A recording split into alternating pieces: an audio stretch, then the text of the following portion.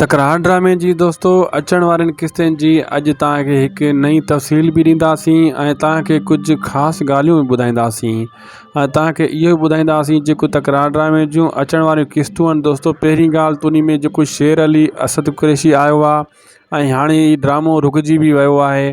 सूमर ते अचिणो आहे, तव्हांखे ख़बर आहे सूमर खां पोइ ईंदो। ऐं ॿियो ॻाल्हि त इहो असद कुरैशी यानी शेर अली ऐं अचण सां ई हिकु धूम मचाईंदो, ॿ टे दुश्मन डराईंदो। तव्हां ॾिसजो जेको किस्तूं ईंदियूं उनजो एंट्री अहिड़ी ज़बरदस्त थियण वारी आहे। हू जेको आहे न ॿ टे लाठड़ियुनि खे सटको ऐं कुटको ॾींदो ऐं वक़्त जे लाइ बि को सुठी ॻाल्हि न आहे। जॾहिं वक़्त ड्रामे में आयो हुयो, तव्हां ॾिठो हुयो त हिकु पंहिंजे हिसाब सां आयो, उन जी का ख़ासि एंट्री न हुई, लेकिन असद कुरैशी जी ख़ासि एंट्री थींदी शेर अली जी।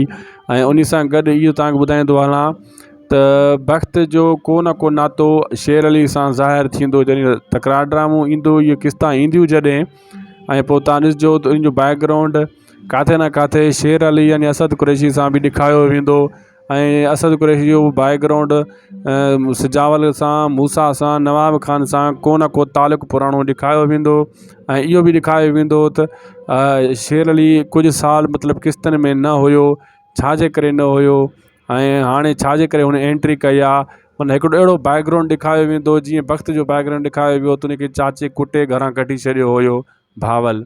ऐं शेर अली जो बि अहिड़ो को न को बैकग्राउंड ॾेखारे पोइ इन जी ड्रामे में एंट्री थींदी ऐं पोइ तव्हांखे सॼी ख़बर पइजी वेंदी त हीअ छा बैकग्राउंड आहे। लेकिन सच पुछो त शेर अली यानी असद कुरैशी जॾहिं रिकॉर्डिंग करे पियो उन टाइम हुन पाण इहो चयो, मूंखे पाण खे ख़बर न आहे त मुंहिंजो हिन ड्रामे में कहिड़ो सीन आहे।